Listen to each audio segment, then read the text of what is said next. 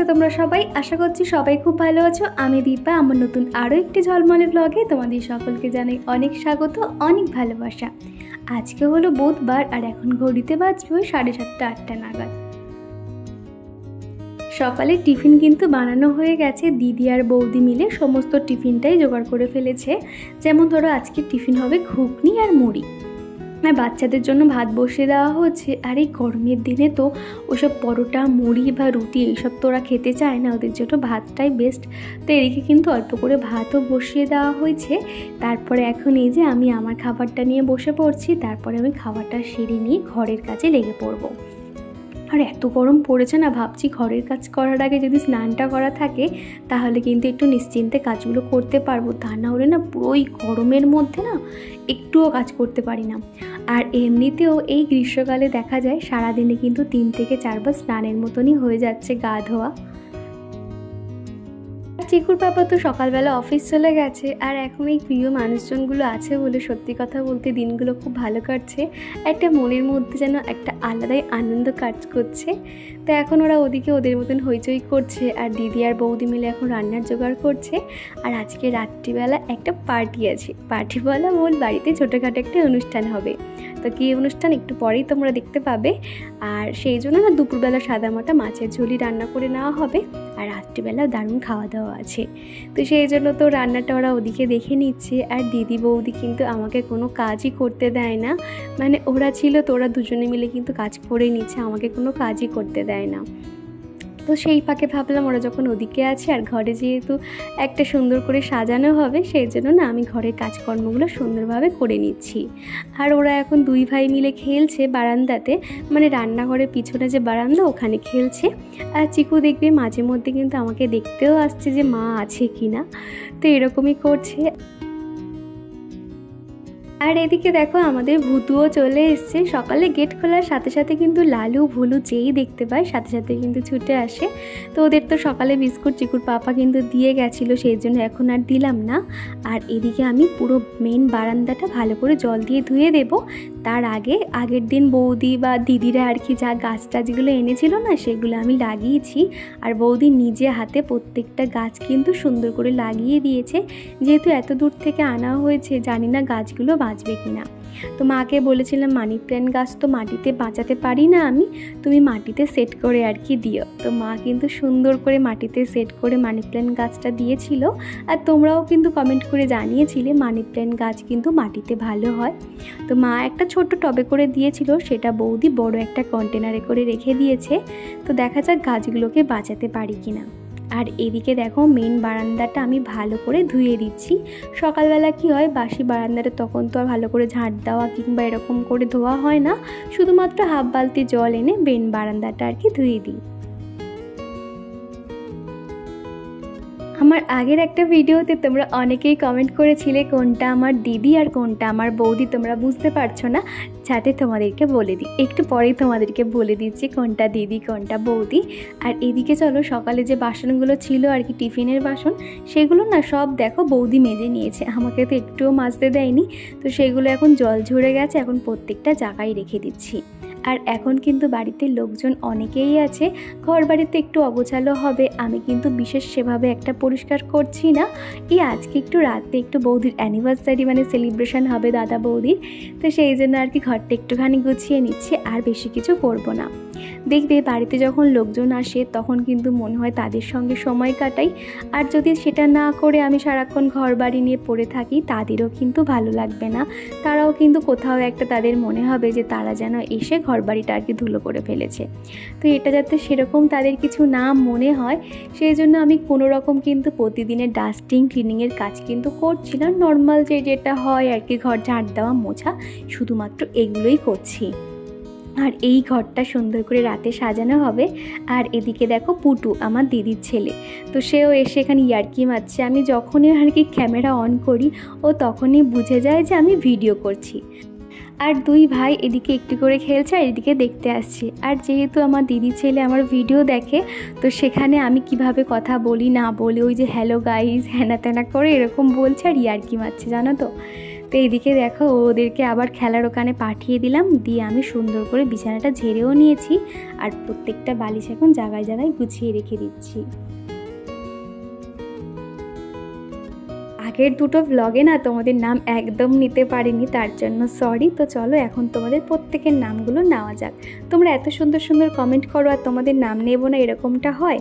তো প্রথমে কমেন্ট করেছে পূর্ণিতা ব্লগ, অপর্ণাস এভরিথিং, একটা মিষ্টি বনু সোনিয়া খাতুন, তারপরে রয়েছে Sipra simple life, Rina Ghosh, Sneha blog, Indrajyoti blog, তারপরে রয়েছে Surabhi Mondal Ghosh, Riya Ghosh, RJ Juhi, Mou lifestyle, cute Kritika, Kajal, Dey with Dolly, Mampi Das. তারপরে কমেন্ট করেছিলে Subhana blog, Madhu, Rina Ghosh, Sarbani lifestyle, Dey with Dolly, care family, অঙ্কিতার রান্নাঘর।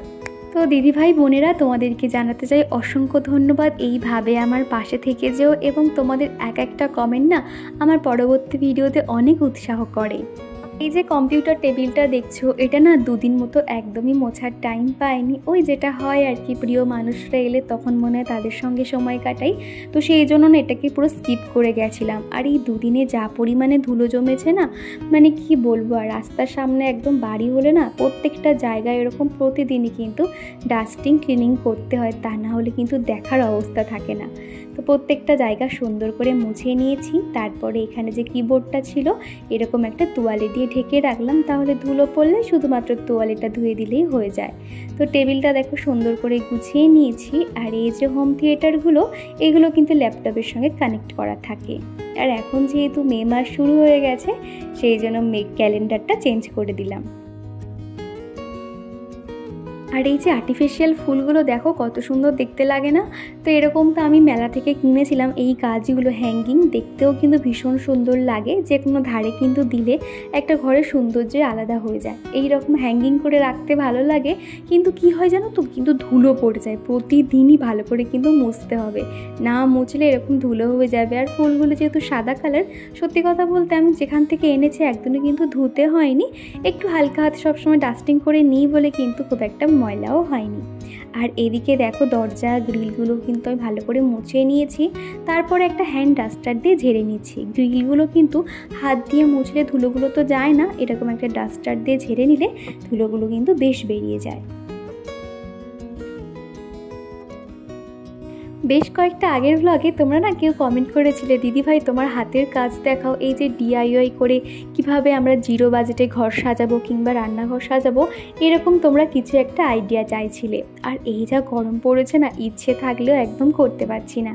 অবশ্যই তোমাদেরকে শেয়ার করবো এবং সেগুলো দিয়ে কিন্তু আমার ঘরটাও সাজাবো, তবে গরমটা একটু কমুক, তারপরে কিন্তু সেগুলো শেয়ার করব। আর এই যা গরমের মধ্যে না ওগুলো বানাতে গেলেও তো সময় লাগে।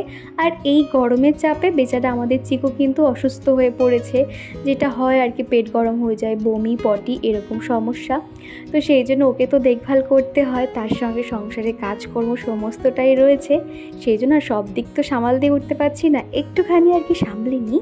তারপরে তোমাদের রিকোয়েস্ট আমি অবশ্যই রাখবো।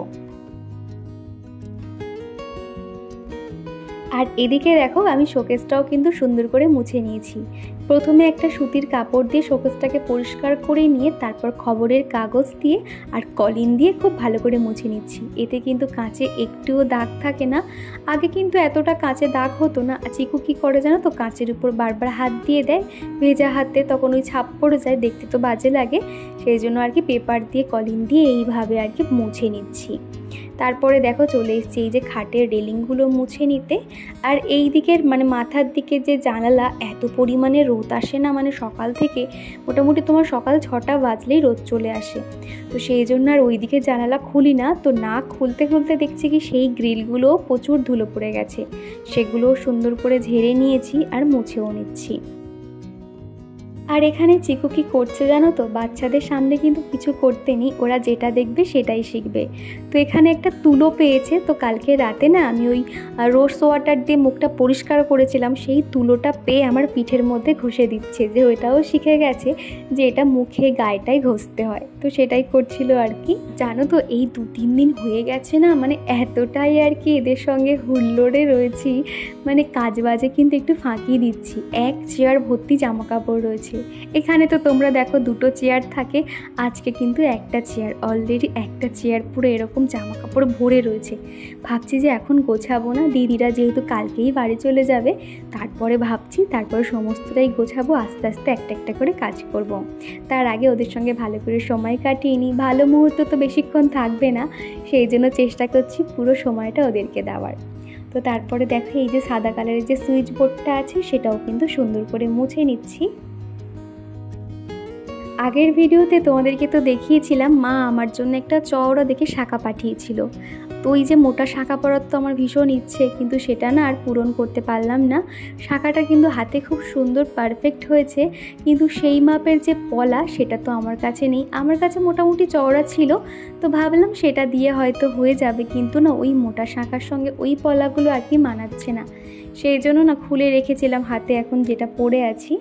আর এইগুলো তো শাঁখা বা এই যে সোনার পলাটা তো সবসময় পরতাম, তো ভাবলাম সেই যখন খুলেছি ভালো করে পরিষ্কার করে নিই, তারপরে হাতে পরে নেব। এই যে একটা যে কোনো হাতে এরকম ব্যাঙ্গেল মতন লাল আর সাদা যে শাঁখা পলার মতন যতই পরি না কেন, শাঁখা পলা একসাথে পরলে যে যেই সৌন্দর্যটা সেটা কিন্তু আর কিছুতেই আসে না। তো দেখো শাঁখা আর পলাটা কত পরিষ্কার হয়ে গেছে। আমি প্রায় আধ ঘন্টা মতন শাঁখাটাকে পুরো টুথপেস্ট লাগিয়ে রেখে গেছিলাম, তো সেটা শুকিয়ে যেতেই একটা ব্রাশ দিয়ে ঘষে নিয়েছি, পরিষ্কার হয়ে গেছে। তো এরই মধ্যে কিন্তু চিকুকে আমি স্নান করিয়ে দিয়ে এসেছি, আর ওকে একটু পরেই খাওয়াবো। তার আগে ভাবলাম ঘরটাকে ঝাড় দিয়ে মুছে নিই, তারপর একসঙ্গে সবাই মিলে খেতে বসবো। তোমরা চিকুকে এতটাই পছন্দ করো, এতটাই ভালোবাসো যে কি বলবো। আমার খুব ভালো লাগে যখন তোমরা ওকে নিয়ে চিন্তা করো যে ওর কি হয়েছে। তোমাদের মধ্যে কোনো এক মিষ্টি বনু আমাকে কমেন্ট করে জানিয়েছিলে যে দিদিভাই এখন তো চিকুর শরীর খারাপ, তুমি তো একা হাতে সব কিছু সামলাতে পারছো না, তুমি কয়েকদিনের জন্য তোমার শাশুড়ি মা কিংবা শ্বশুরমশাইকে ডেকে নাও, তাহলে তোমার অনেকটা উপকার হবে।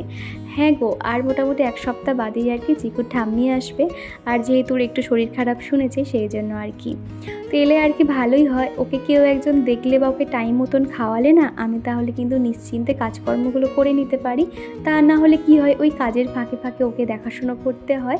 মাঝে মাঝে দেখা যায় শরীর খারাপ হলে প্রচুর ঘ্যান ঘ্যান করে, তখন কিন্তু আমি কাজকর্ম করতে পারি না। এই যে আজকে দেখো না, আমি কিন্তু আজকের ভিডিওটা দুপুর 2টোর সময় তোমাদেরকে দিতাম, সেটা আমি এখন বিকেলে আর কি শেয়ার করলাম। তার কারণ চিকু সকাল টাইমটাতে এত ঘ্যান ঘ্যান করছিল, আমি তখন না আর এডিটিংটা কমপ্লিট করতে পারিনি।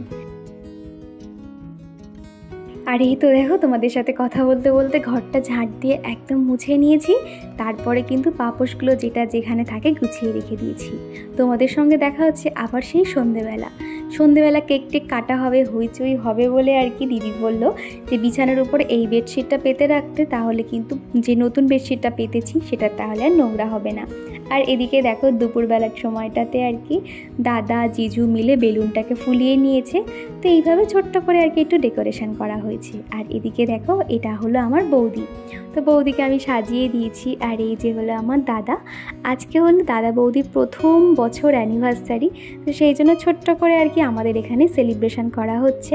অ্যানিভার্সারিটা কিন্তু দিনটা হয়ে গেছিলো, বাড়িতে ছোট করে একটা সেলিব্রেশন হয়েছিল, তাও মনে হলো যে আমি তো যেতে পারছি না, এখানে যদি আরও একবার সেলিব্রেশন করা হয় তাহলে আমাদের চিকুরও কিন্তু বেশ আনন্দ হবে।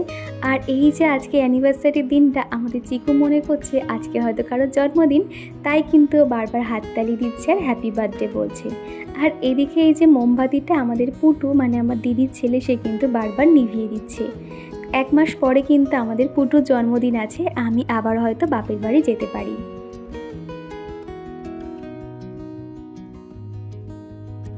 আর দেখে দেখে আজকের কিন্তু চিকু শরীরটা বেশ সকাল থেকে খারাপ ছিল, সেই জন্য কি হয়েছে আজকে কিন্তু ওকে আর এইসব কেক টেক বেশি খাওয়াতে পারিনি, একটুখানি খেয়েছিল। কিন্তু সকাল থেকে জোর এত শরীর খারাপ ছিল, এখন দেখলে কিন্তু বোঝার উপায় নেই।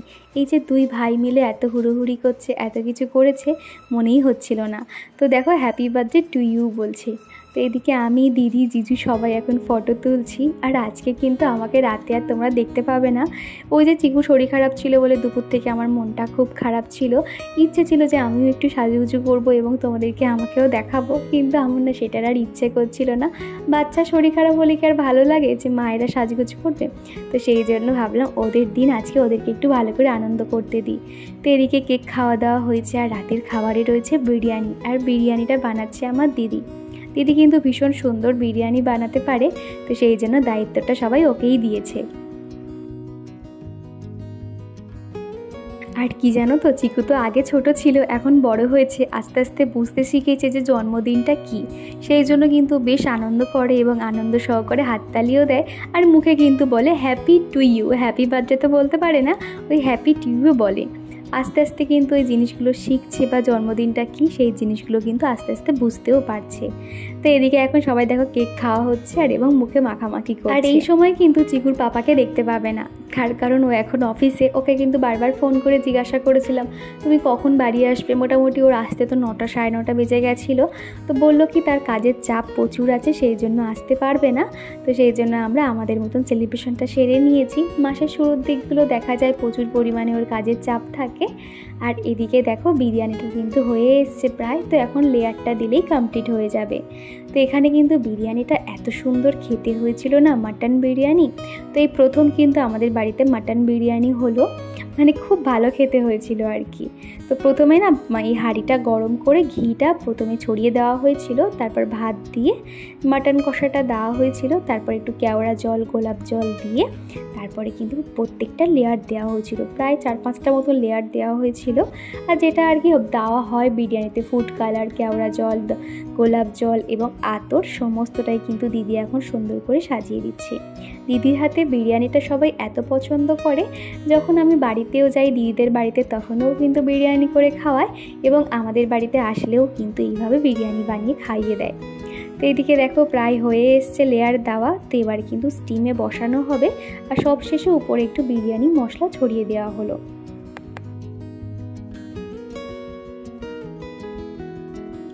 তো মোটামুটি ওই 5-10 মিনিট মতো আর কি স্টিমে রাখা হয়েছিল, তারই মধ্যে কিন্তু বিরিয়ানি কমপ্লিট হয়েছে। আর বিরিয়ানির হাঁড়ির ঢাকনা খোলার সাথে সাথে এত সুন্দর একটা গন্ধ বেরোচ্ছিল না, ঘর পুরো একদম মম করছিল বিরিয়ানিতে। তো এখন সবাই এসে গেছে, সবাই মিলে খেতে বসেছি। আর এই পাতাগুলো ব্যবহার করা হয় এই জন্য যাতে আর কারোকে বাসন মাজামাজি না করতে হয়। তো খাবার রেডি, তো চলো খাওয়া দাওয়াটা সেরে নিই। আর আজকের এই দিয়ে ভিডিওটা শেষ করলাম। তো চলো টাটা।